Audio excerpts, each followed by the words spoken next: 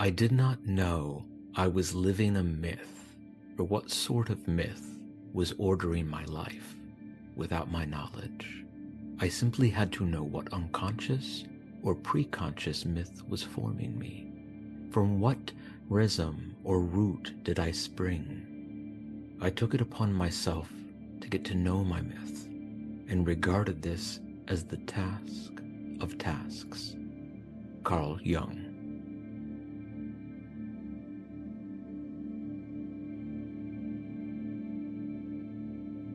Welcome back to Language of the Soul, conversations on healing and growth. I'm Ben Umstead. And I'm Martin Perkins. So, in our last episode, Honeydew, a recipe for creativity, one of the aspects we were exploring was our shadow truths. A very potent, very ripe space. And as things go, Martin, you gave me a call last week. You were driving and you said, hey, Billy Strings, the bluegrass guitarist, but also he's so much more than that. That's where he started from. He said, Billy Strings is on Fresh Air and you should really listen to it. So we both listened to Billy speak from what I thought was a beautifully examined, authentic, and vulnerable space. He talked about growing up in a household where both his parents struggled with addiction, and last year the death of his mom from an overdose. He played an excerpt from a song that he wrote about that time, and he said, I'm writing this song for my healing. And that speaks to how those shadow truths come up in our lives and how we can express them through our creativity, right? Our broken parts, our clipped wings, they are part of ourselves holistically when we look at that. It's not something that's separate. It's not something that is just compartmentalized. Billy said, I'm paraphrasing here a little bit, but he spoke to his parents' addiction, his mother's death of an overdose. He said, that's going to be a part of me for the rest of my life. I'll be with that. That kind of vulnerability, I think publicly too, was something that I had so much gratitude for. That notion of examining of the parts of us that are broken instead of negating them, casting them away, perceiving them as something that we have to either push away or we frankly, in a very sort of mechanical sense, we have to fix. And some of this stuff, it's happened. It's done. You know, if we were raised as Billy was or as I was in a home with addiction and great dysfunction, there's no undoing it. There's no fixing it. It's only what story? What story will I choose to live in? How will I choose to be with my broken parts? How do I transform those parts through examination, through my own calling into something potentially wondrous? And I experienced that in Billy Strings, his sharing of his story, his sharing of his music. It really resonated to me as someone coming from a household with addiction. My household looked different, but I got it. Because, he, from about age 12 on, he never really lived with his parents again. He was always over there, he said. And the irony is that I stayed, but on some level I never was really there. There was, on some level, by creating that distance, he was able to keep a strong connection with the love that he had for his parents. Whereas I was in the middle of the dysfunctional soup, and I struggled within myself to find that love for my parents often. And so, our stories are different, yet there's such a potency in how he spoke with such vulnerability. And, I do similar things in my work with people. In my book, I share a lot of my own story, but when I hear it spoken in the ways, almost with a sense of innocence, like there's such a beauty to what he shared, I find it very inspiring. Because, as he put it, I'm going to be working with this for the rest of my life, which I know that to be true. While my history is a part of me, and at the same time, my history is in the past. There's a way in which what was need not dictate what will be, but that only happens if it's well examined and continues to be well examined, right? It's not a one-time thing, it's a practice, it's a life practice. That's you, that's your mom speaking through you in a lot of ways, your dad speaking through you in a lot of ways. Billy touched upon that in a way that I thought was so lovely. And he said my mom was at every show, and sometimes really literally this was the case, that she would just show up. A wild one, he called her. The day that she died, right? He decided to go on stage that night. He had a show scheduled, and he went and he spoke about it, and he said she was there. That's what she would have wanted me to do. That speaks to that innocence that he's tapped into, the wisdom within that innocence. And I think we get so discombobulated when we believe something that harms, negates, breaks down. Innocence is not a fragile thing in the way that I think our society often frames it as a weakness. It is this robust, vibrant light that's a part of that deep wisdom that we all have, especially when we are living an examined life.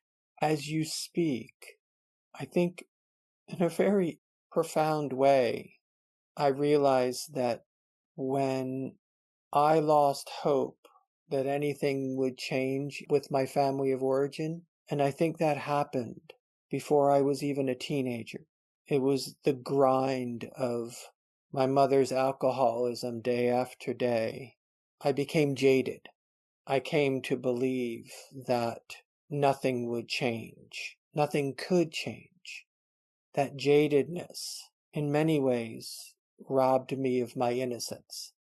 Now, that's not to say that being jaded or not innocent meant that I somehow I had knowledge beyond my years. I didn't.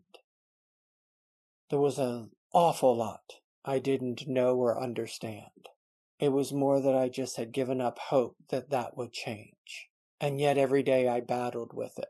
The only thing I knew to do.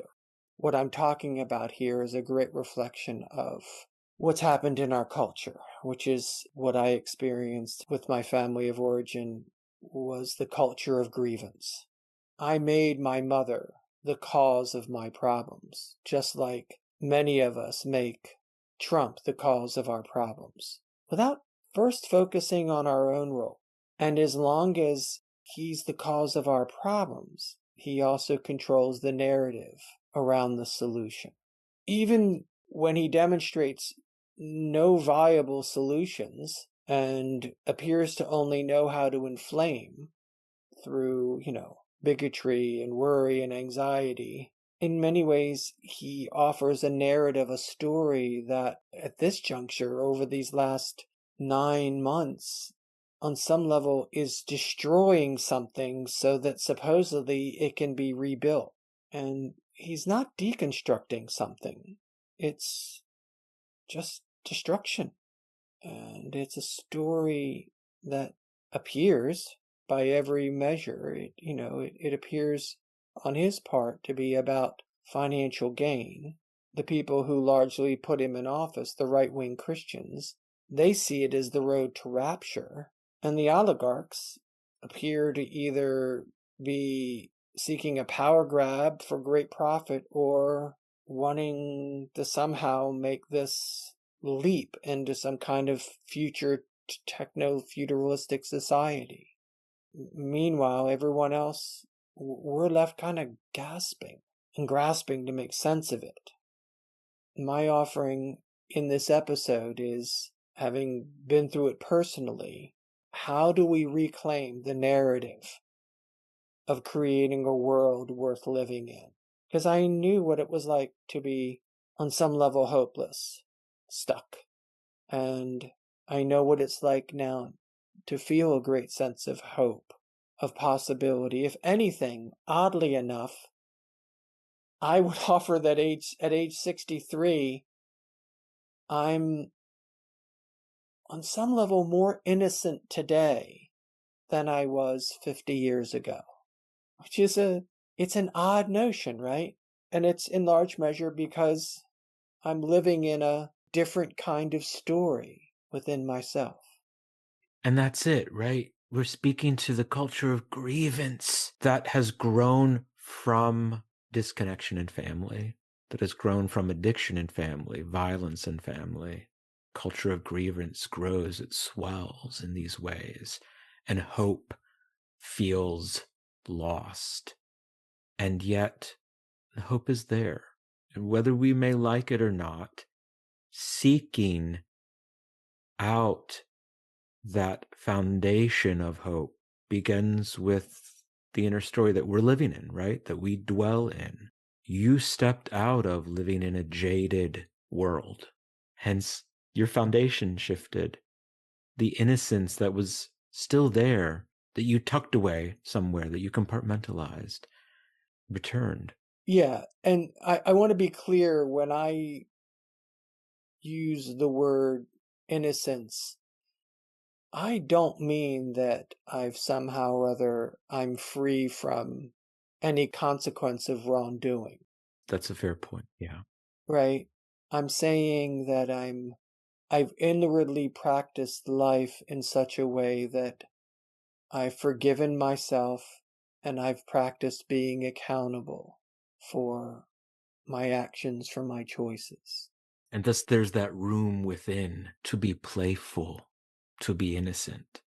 The responsibility is there, right? Yeah, exactly. And so that's the beauty of the unfolding, mature, responsible space. Whatever we want to put there, we can say it in several different ways, but it is a question of, does the foundation of that story have the necessary building blocks of being able to be truly restful?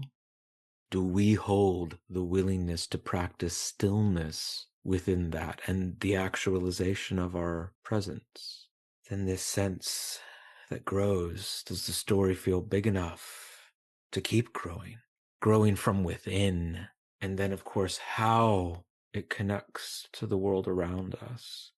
So, as such, does this story feel inherently true to us? Not to say that it can't have shared elements of the inner and outer, but rather does the past muster with our hearts and our depths at that root? Does the story honor the virtues of our ancestors? I think that's something that we all really are considering on so many levels, so many layers, and we're speaking to that today directly with parents who came before us.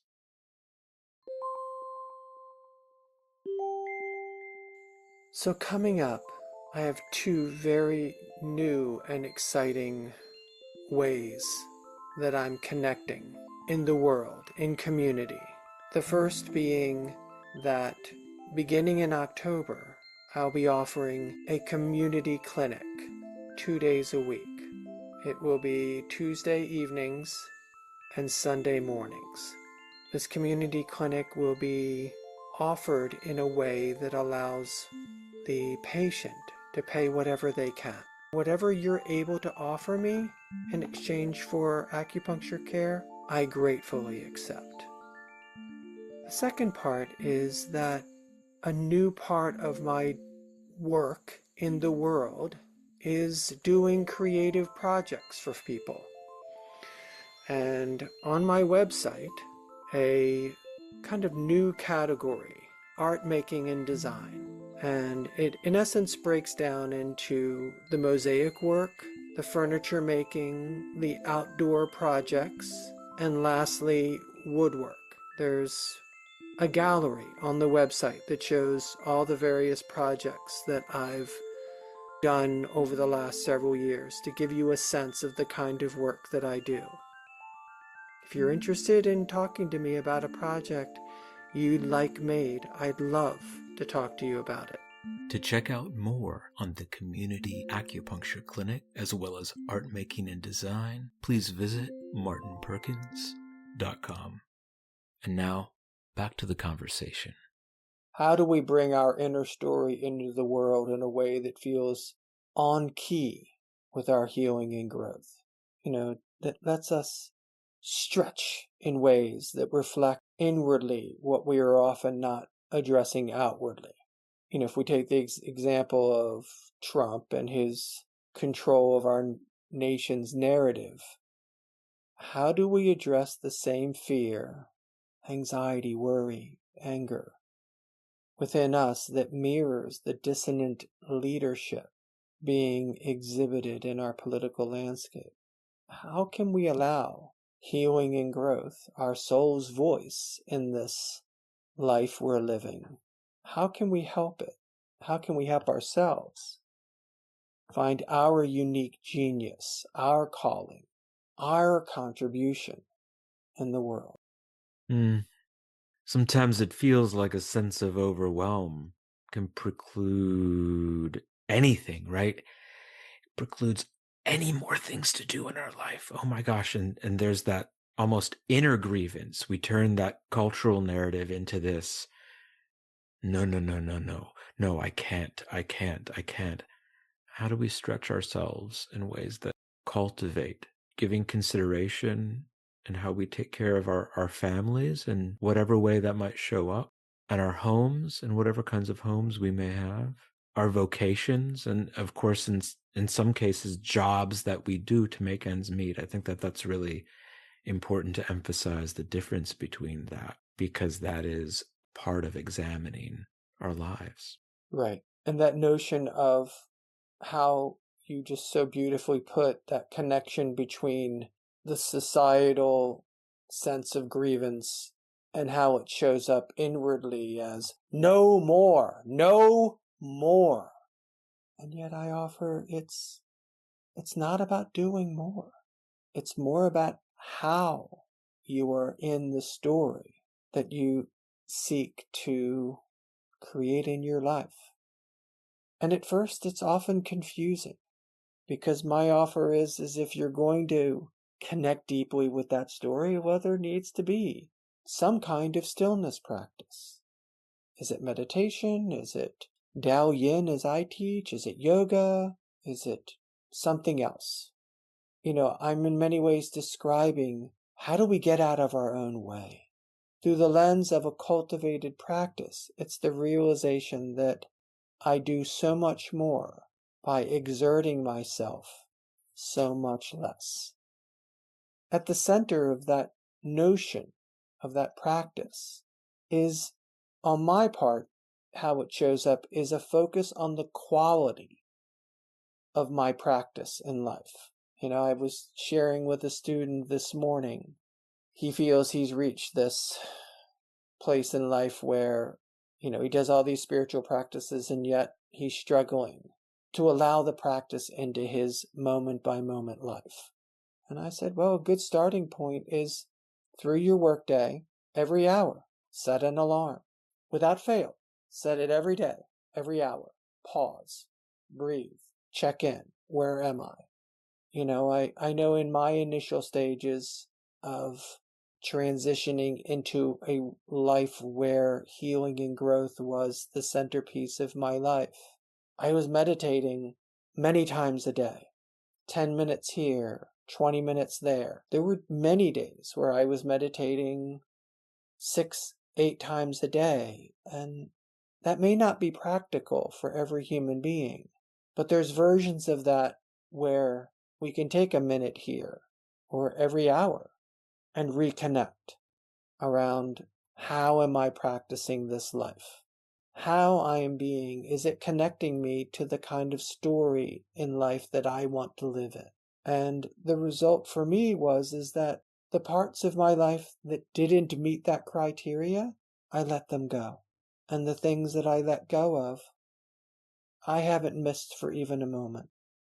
And it's created a spaciousness and a focus on the things that, by my measure, matter to me and therefore matter to the story, the bigger story I'm seeking to dwell The sense of the bigger connection, when it comes from the foundation of our inner wisdom, doesn't feel full of the anxiety and the worry, frustration, the friction that it can feel like, that it did feel like for me for so long. I have been in and out of physical therapy for a number of years since a car accident occurred in 2016, a near death experience. And last year, when I went in to another session of PT, I was at a point in my practice where I said, I know that this has significance to me. The support and the genius of the people that I've worked with, I have gratitude for. And more importantly, I have gratitude for how I show up to those spaces. And I said, I want something even more sustainable, right? And they have a pool at the facility I go to. And I said, I'd love to do aqua therapy. So doing aqua therapy led me into a space where I'm now allowed to use the pool as a member and I can go as much as I want. And I've been recognizing when those old stories, when the residue of those old stories come up. I'm 41 years old. I'm an anomaly at the pool. A lot of the folks who use the pool are in their 60s, 70s, 80s. And a lot of the folks who use the pool are women, so there aren't very many males there, right? And of course, for me, I love to connect. I love to be a part of a community, even if it's just sharing a space and recognizing the responsibility that we all take in sharing that space. But there has been an edge there for me that I felt uncomfortable with. Being self-conscious, knowing that I'm not the typical person to use the therapy pool, and recognizing the kind of inner story of grievance in doing exercises and doing swimming and practicing Qigong in the pool. So last week, when I went to the pool during the physical therapist's lunch break, where they don't have patients in the pool as well that we have to share it with, it was actually pretty empty. I was surprised. It's usually quite full. There was just myself and one other woman in her late 50s, early 60s, I would imagine. And it got to the point where I started to practice Qigong. I had done some walking exercises, I'd done some swimming, and I said, I feel like I need to flow at a different pace, right? And I started to get in my head a little bit with it. And I started to go, I've never done this in the pool before. Other people will see me doing this. I started to feel anxious. And I went, okay, how do I really feel about this? The anxiety was a part of my ego going, I don't want to be seen. When really what my soul was saying, I'm fine with being seen in this way. In fact, I relish practicing something that I love in a space where where I physically feel better. So it was practicing better, right? Something we've been talking about a lot. And what happened next? Instantly, when I let that story go and I said, I'm okay with being seen, the woman who was sharing the pool with me, she came over and she said, are you practicing Tai Chi, Qigong? I said, yeah, practicing Qigong.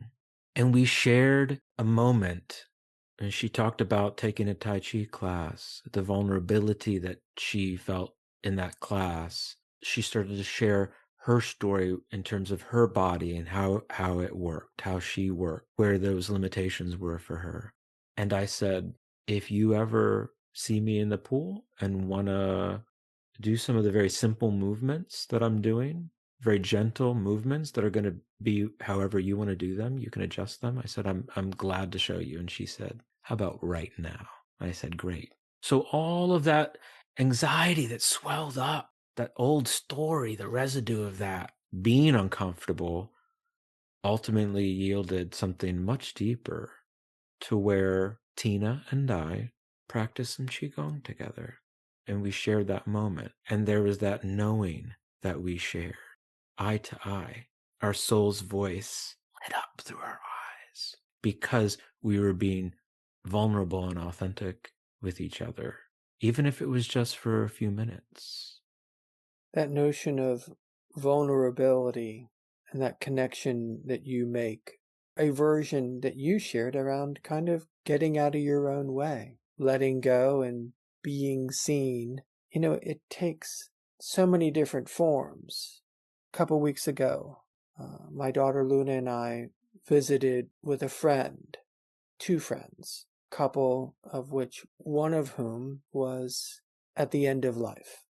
As we entered the house and we walked into the kitchen, I happened to look outside and observe that there was this tree full of peaches, ripe peaches. It was amazing. So I said, hey, wow, your peach tree is just crushing it, right? And Lillian shared, that she had just been outside, but she was just sort of so in the midst of what's happening with Calvin that she really hadn't even noticed.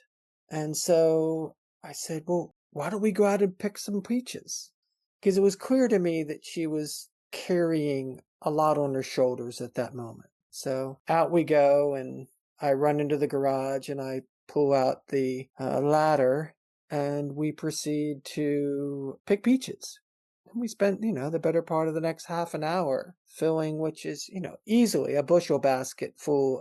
So I'm up on the ladder and I'm handing them to Luna and Lillian, and there's this sense of joyous sort of bounty about, and connection with nature. And it was beautiful. I was so taken aback by just how much ease and joy that we could access in a sort of being the choice to be sort of light of being in the midst of just a very challenging moment.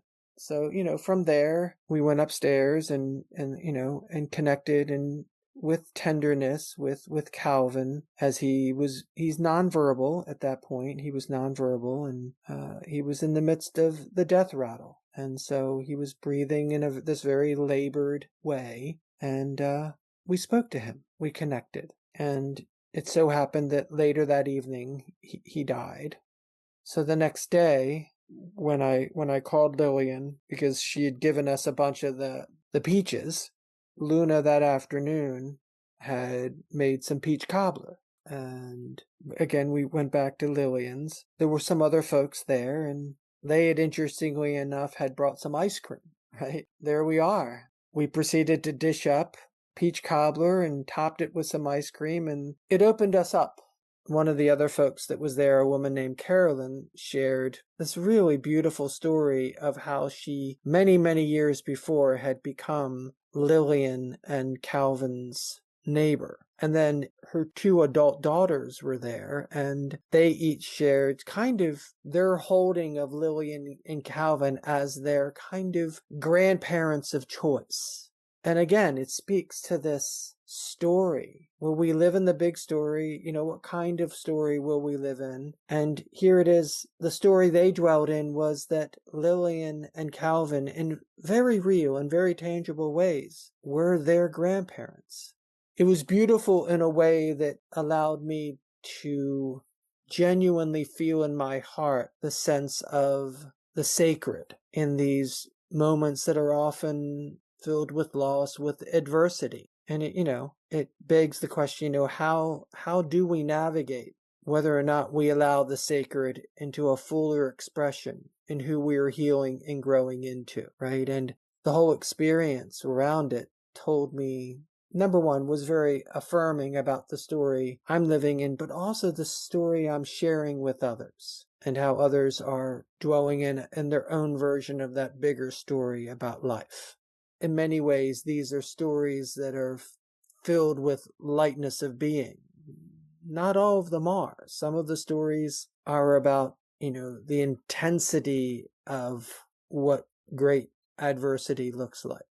When we are putting together episodes, we're having incredibly rich conversations. There's a lot of like really gratifying planning that happens. And there's a lot of incredible discovery and sharing that happens. And, because we are citizens of the United States, we often frame what we're talking about through our society, through our culture in the US. But something that we started to speak to recently was this Finnish belief. In Finland, they have something called sisu, and it really reflects how the Finns live in what is, a very harsh environment, right? Where sisu exemplifies this extraordinary determination in the face of extreme adversity, the courage that is presented in situations where success can actually be unlikely. So it speaks to the other aspects there that you're noting. So, I mean, in other words, Sisu gets down to like, how are we making a decision on our course? What actions are we taking? I think, we got to this point where we were talking about Sisu and writing about Sisu, where in some ways it's similar to equanimity. If I may interject, just because for me, equanimity is a word that I feel like I know, but for some of us, we might not necessarily know that equanimity, by definition, means the quality of being calm, of being even tempered, of really embodying composure. Yeah, it's really about that inner balance there. And in that particular way, Sisu, from an environmental standpoint, from a belief standpoint that grows from the Finns environment, it is about how you manage stress in a way. That's that's fascinating on a number of levels, but what you're getting to about equanimity is quite fascinating. Yeah, I mean, it entails kind of one of the many tools that we can use as part of our how we manage stressful situations, right? We keep our composure, right? I want to emphasize that what I'm not saying is to not feel what's going on. In other words, to take Sisu out of its strictly stoic connotation. It's about focusing on the resolute pursuit of knowing oneself through the exploration of one's inner and outer stories, right? I want to give that context, at least the context that I'm wanting to share about it. That this isn't about just ignoring what we're feeling and pushing through. That's not really what composure is. Composure is really about really being deeply present with the moment and what's happening. And that includes being in touch with how we're feeling and how the people around us are feeling without necessarily becoming reactive or really, frankly, not becoming reactive, right? There's that composure there that's so beautiful. And our emotions as human beings, being in touch with that inside and out is something that's really lovely. One aspect of how it shows up in other creatures in our world, we've talked about the monarch butterfly on our resiliency workshop that's on YouTube. It strikes me as you talk about composures, you talk about stress management, equanimity, what that looks like translated into a butterfly and the legacy that the monarch holds. The monarch migrates, right? There's this migration process that it goes through. And depending on what's going on in terms of weather, in terms of all of these aspects, it may not make it from where it begins the journey. There's this extraordinary occurrence within the monarch butterfly that is passed on to the next generation, while one butterfly may not get to that migration point. It is coded in the very genetic fabric of the monarch.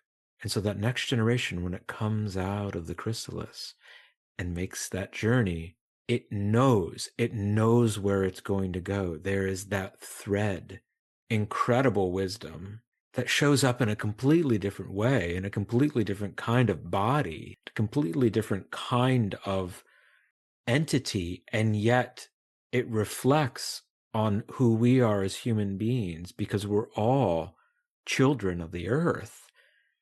and the monarch going, I don't need to fix anything. The death of one monarch does not mean that something is broken or that the story ends. Yeah. It's simply continuing the journey.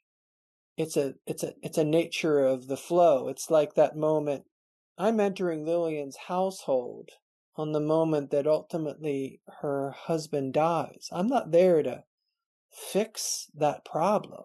I'm there simply to be with her. There's nothing to fix. There's nothing really to change. There's just a moment to be met. And I don't know what that looks like when I walk in the door.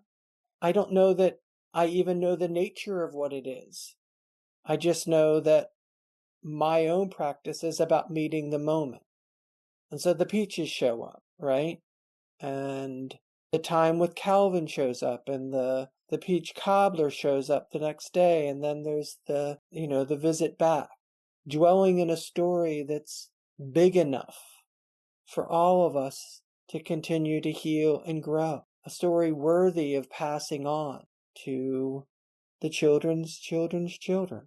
I I've shared this in a prior podcast a while back, but at the end of a men's group, nearly 30 years ago, a facilitator asked the question, and for the sake of whom, we were talking about the work that we were going to carry out of this men's workshop. And it just flowed right out of me, for the sake of the children's children's children. And it wasn't just something that, came out and then never revisited me.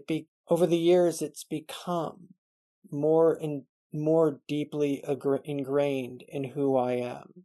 How do my life choices reflect that inquiry, that question? For the sake of whom? And not just for the next generation, but how do my choices impact multiple generations to come? That's mine. And my offer to you, Ben, and to our listening audience is, what does that mean for you? For the sake of whom do you make the choices day by day, moment by moment? And how might that impact how you live your life? What kind of story? For the sake of yourself, of your family, but also for the larger society.